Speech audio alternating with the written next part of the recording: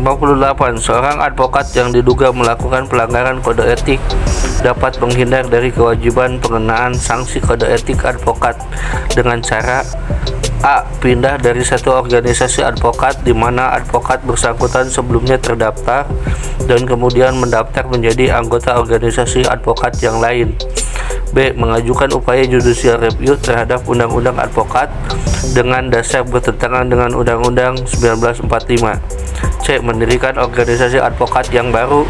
D. Mundur dari profesi advokat. Jawaban A. Pindah dari satu organisasi advokat. 59.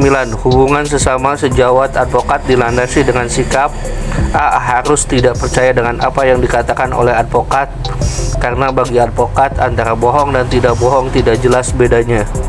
B. Tidak boleh mempersoalkan keabsahan advokat dalam bertindak untuk atas nama pihak lain sekalipun tidak disertai dengan surat kuasa. C. Karena advokat adalah penyandang profesi mulia, tidak perlu dipersoalkan kapabilitas dan kredibilitasnya. D. Saling menghormati, menghargai, dan mempercayai.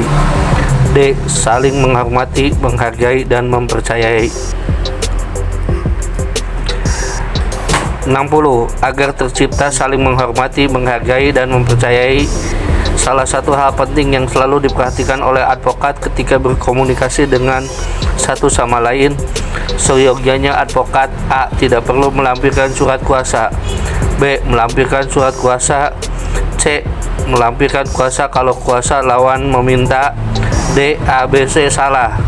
Jawaban B. Melampirkan surat kuasa. 61. Keberatan terhadap teman sejawat mengenai suatu tindakan yang dianggap bertentangan dengan kode etik advokat Indonesia disampaikan melalui A. Mahkamah Agung. B. Menteri Hukum dan HAM. C. Komisi Pemberantasan Korupsi. D. Dewan Kehormatan. Jawaban Dewan Kehormatan. 62. Pihak yang dapat mengadukan pelanggaran kode etik adalah A. Anggota masyarakat, Dewan Pimpinan Pusat, cabang atau daerah. B. Klien. C. Teman sejawat, pejabat, dan pemerintah. Jawaban A, B, C benar. 63. Dewan Kehormatan Advokat terdiri dari A. Dewan Kehormatan Cabang atau Daerah. B. Dewan Kehormatan Luar Negeri. C. Dewan Kehormatan Pusat. D. A dan C betul. Jawaban D. A dan C betul. 64. Pemeriksaan terhadap suatu pengaduan dapat dilakukan melalui A. Tingkat kehormatan daerah atau cabang. B. Tingkat kehormatan pusat. C. Tingkat kehormatan daerah, cabang, dan tingkat kehormatan pusat. D. Tingkat Dewan Kehormatan Cabang, Daerah, dan tingkat kehormatan pusat. Jawaban D. Tingkat kehormatan cabang dan pusat. 65. Pemeriksaan tingkat pertama terhadap pengaduan pelanggaran kode etik oleh A. Dewan Kehormatan Daerah. B. Dewan Kehormatan Pusat. C. Dewan Kehormatan Ranting. D. Dewan Kehormatan Ad hoc. Jawaban A. Dewan Kehormatan Daerah. 66. Dalam hal si tempat teradu tidak atau belum ada Dewan Kehormatan Cabang atau Daerah, maka pengaduan dapat disampaikan kepada A. Dewan Kehormatan Organisasi Advokat. B. Mahkamah Agung. C. Mahkamah Konstitusi. D. Dewan Kehormatan Cabang atau Daerah terdekat atau Dewan Kehormatan Pusat. Jawaban D. Dewan Kehormatan Cabang Daerah terdekat atau Dewan Kehormatan Pusat. 66. Penyampaian surat pemberitahuan beserta kopi surat pengaduan diberikan kepada pihak teradu disampaikan oleh Dewan Kehormatan A. 7 hari setelah pengaduan diterima. B. 10 hari setelah pengaduan diterima. C. 14 hari setelah pengaduan diterima.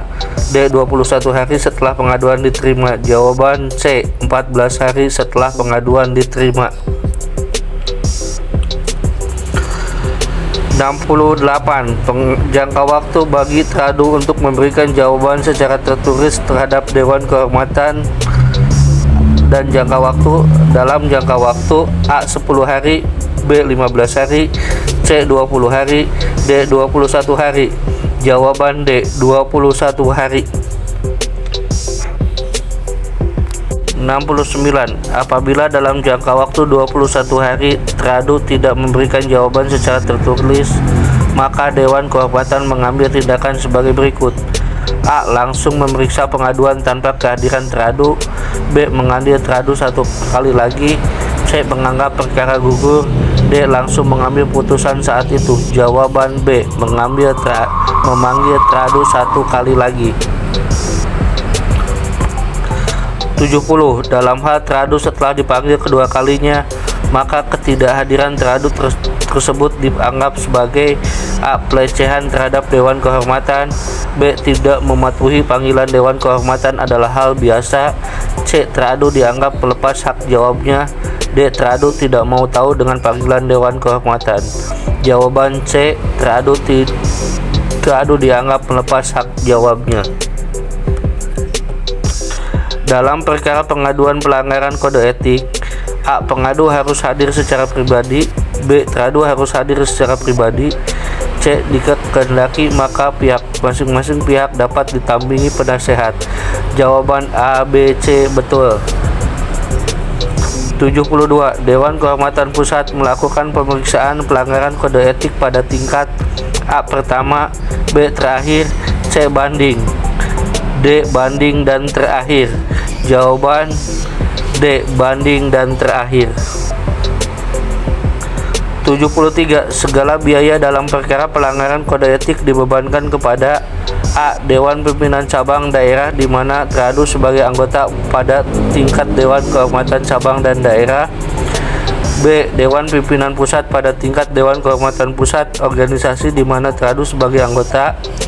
C. Pengadu atau teradu. D. A, B, C betul. Jawaban A, B, C betul. 74. Sidang-sidang pelanggaran kode etik dilaksanakan A. Secara terbuka, B. Secara tertutup, C. Kadang terbuka, kadang tertutup, D. A, B, C salah. Jawaban secara tertutup. 75. Majelis Dewan Kehormatan mengambil keputusan dengan A. Suara bulat, B. Suara terbanyak, C. Suara genap, D. A, B, C salah. Jawaban B. Suara terbanyak. 76. Dalam perkara pidana, advokat dapat menghubungi hakim yang sedang menangani perkara dengan syarat A. Harus ada persetujuan dari ketua pengadilan, B. Mendapat rekomendasi dari ketua organisasi advokat, C. Menghadap bersama-sama dengan jaksa penuntut umum, D. Karena advokat sudah berstatus penegak hukum, karena itu berhak untuk menghubungi hakim sendiri-sendiri demi kepentingan pembelaan terdakwa. Jawaban C. Menghadap bersama-sama dengan jaksa penuntut umum. 77. Keberatan terhadap putusan Dewan Kehormatan Cabang Daerah dapat diajukan melalui A. Mahkamah Agung, B. Ketua Pengadilan Tinggi, C. Ketua Pengadilan Negeri, D. Dewan Kehormatan Pusat. Jawaban Dewan Kehormatan Pusat. 78. Keputusan Majelis Dewan Kehormatan Cabang mengenai pelanggaran kode etik yang dilaksanakan advokat adalah bersifat A. Final dan tidak dapat diajukan upaya banding, B. Belum final dan masih dapat diajukan upaya banding, C. Belum final dan tidak dapat diajukan upaya banding, D. A, B, C salah. Jawaban B. Belum final dan masih dapat diajukan upaya banding. 79. Jangka waktu untuk mengajukan banding terhadap keputusan Dewan Kehormatan Cabang Daerah adalah 14 hari sejak tanggal penerimaan salinan putusan, B. 21 hari sejak tanggal penerimaan salinan putusan, C. 28 hari sejak tanggal penerimaan salinan putusan, D. Tidak ada batas waktu untuk mengajukan banding. Jawaban B. 21 hari sejak tanggal penerimaan salinan putusan. 80. Keputusan Dewan Kehormatan Pusat adalah bersifat A. Final B. Dapat digugat melalui PT UN. C. Tidak perlu dilaksanakan. D. Tidak bersifat mengikat. Jawaban A. Final. 81. Pengaduan atas pelanggaran kode etik advokat tidak dapat diterima dengan alasan A. Pengaduan terbukti. B. Pengadu telah membayar biaya sidang kode etik. C. Pengaduan termasuk dalam pelanggaran kode etik. D. Pengadu buta hukum. Jawaban D. Pengadu buta hukum. 82. Dalam menangani perkara seorang advokat tunduk kepada A. Kode etik advokat Indonesia. B. Undang-undang partai politik. C. Undang-undang advokat. D. A dan C betul. Jawaban D. A dan C betul. Kode etik dan undang-undang advokat. 83. Yang membuat kode etik advokat adalah A. Organisasi advokat. B. Ahli hukum. C. Komisi Hukum Nasional. D. Badan Pembinaan Hukum Nasional. Jawaban A. Organisasi advokat. 84. Rahasia hubungan advokat klien wajib dijaga advokat. A. Selama advokat dan klien masih beraliran politik yang sama. B. Selama advokat belum membayar lunas honorarium. C. Selama hubungan klien dengan advokat masih terjaga baik. D. Tetap dijaga advokat sekalipun hubungan dengan klien sudah berakhir. Jawaban D. Tetap dijaga advokat. 85. Kewajiban advokat memegang teguh rahasia klien meskipun hubungan sudah berakhir disebut dengan istilah A. Attorney-client partnership. B. Attorney-client mutuality. C. Attorney-client relationship. D. Attorney-client confidentiality. Jawaban C. Attorney-client relationship. 86. Seorang advokat yang sebelumnya menjabat sebagai hakim atau panitera tidak dibenarkan menangani perkara di pengadilan di tempat di mana mantan hakim atau panitera tersebut bertugas terakhir bekerja sampai dengan jangka waktu A. 1 tahun, B. 2 tahun, C. 3 tahun, D. 4 tahun. Jawaban C. 3 tahun.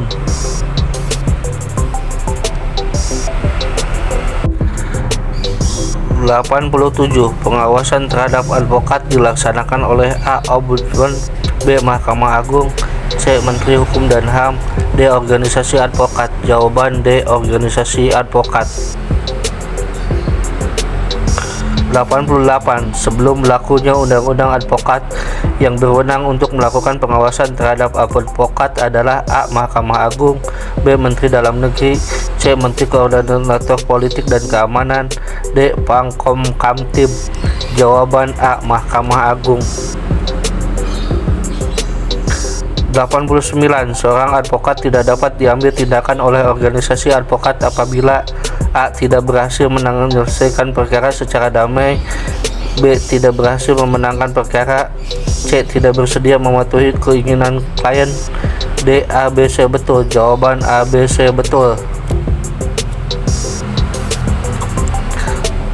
90. Seorang advokat diperkenankan untuk menghubungi hakim yang memeriksa perkara dengan syarat A. Dilakukan secara bersama-sama dengan advokat pihak lawan. B. Advokat bersangkutan mempunyai kesamaan hobi dengan hakim. C. Hakim bersangkutan meminta advokat untuk menghadap. D. Klien menghendakinya. Jawaban A. Dilakukan bersama-sama dengan advokat pihak lawan. 91. Bantuan hukum advokat terhadap teman sejawat yang diduga melakukan tindak pidana tertentu adalah A. Wajib memberikan pembelian hukum meskipun tidak diminta. B. Wajib namun tetap harus mempertimbangkan imbalan jasa.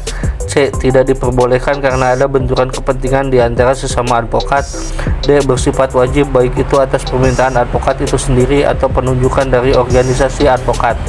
Jawaban D. Bersikap wajib baik itu atas permintaan advokat maupun dari organisasi advokat. 92.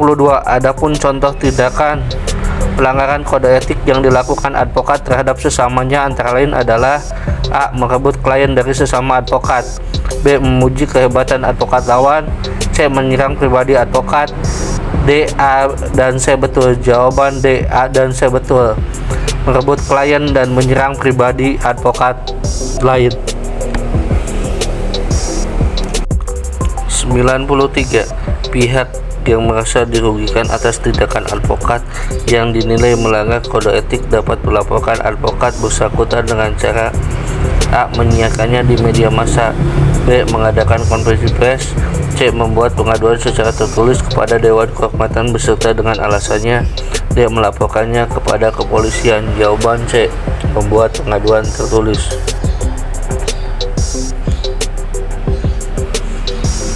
94. Jika seorang advokat dijatuhi sanksi kode etik berupa pemberhentian sementara, maka advokat bersangkutan A. berhak untuk menandatangani surat kuasa, B. berhak memberikan jasa di dalam dan di luar pengadilan, C. berhak menerima honorarium, D. ABC salah. Jawaban ABC salah. 95. Seorang advokat dapat diberhentikan secara tetap dari profesinya berdasarkan A. keputusan Mahkamah Agung, B. keputusan Menteri Kabinet, C. keputusan organisasi advokat, D. keputusan dari International Bar Association.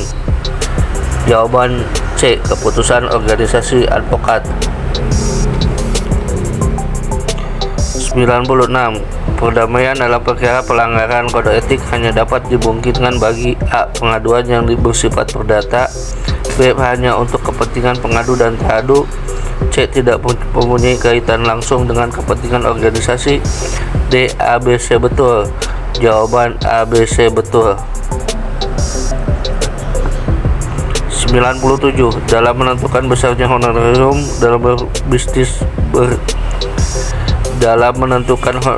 honorarium dalam perkara bisnis, advokat perlu mempertimbangkan A. kurs rupiah terhadap dolar dan sebaliknya, B. berapa lama waktu yang dibutuhkan untuk menyelesaikan perkara, C. kemampuan klien, D. kesulitan menangani perkara. Jawaban C. kemampuan klien.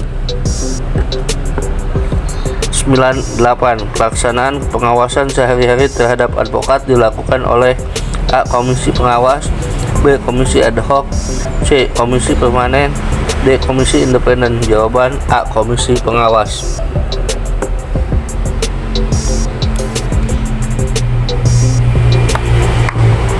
99. Keanggotaan komisi pengawas terdiri dari unsur A. advokat senior, B. para ahli atau akademisi, C. masyarakat.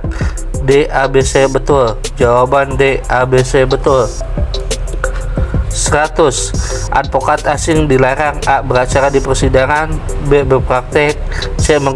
membuka kantor kas jasa hukum atau perwakilannya di Indonesia, D. ABC betul. Jawaban D. ABC betul.